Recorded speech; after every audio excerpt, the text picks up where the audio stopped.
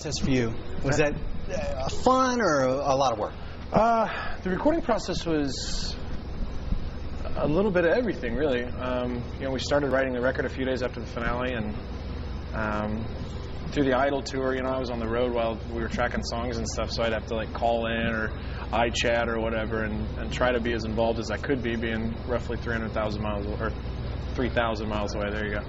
And to have it done as quickly as we had it done by mid-October, and then out a month later. That's it's pretty unheard of. But I'm really happy with the record. I think it's a pretty accurate representation of who I am and where I'm going and what I want to do. And I think each song has its own personality, but I think as a record it flows well. So yeah, it all worked out for me.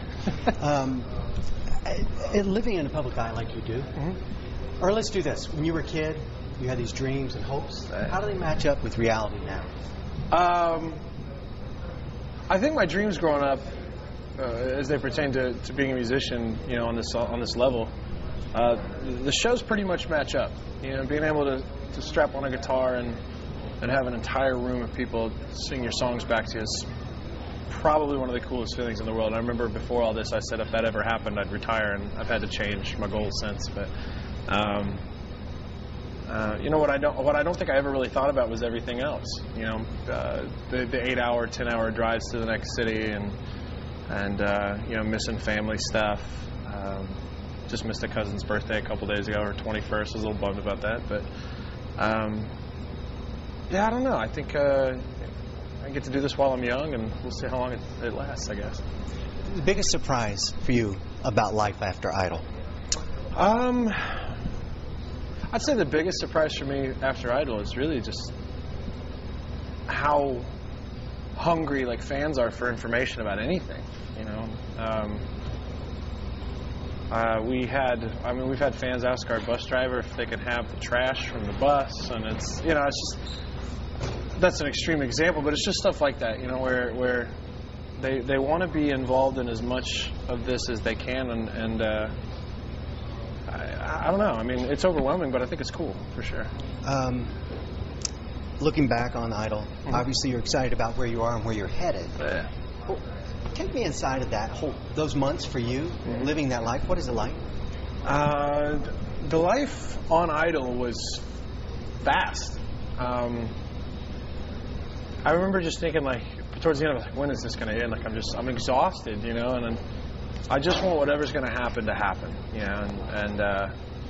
and then I got off the show and I was like, man, that went by quick, and it really is. The Idol bubble phrase kind of applies. I got off the show and was just like, wow, I was not expecting all of this, and so I don't know. You pretty much get into your routine. You get up every day and go do whatever you have to do that particular day, and you learn your songs, and it's like a 5-month hectic routine. I'm going to ask you 2 quick questions. Okay.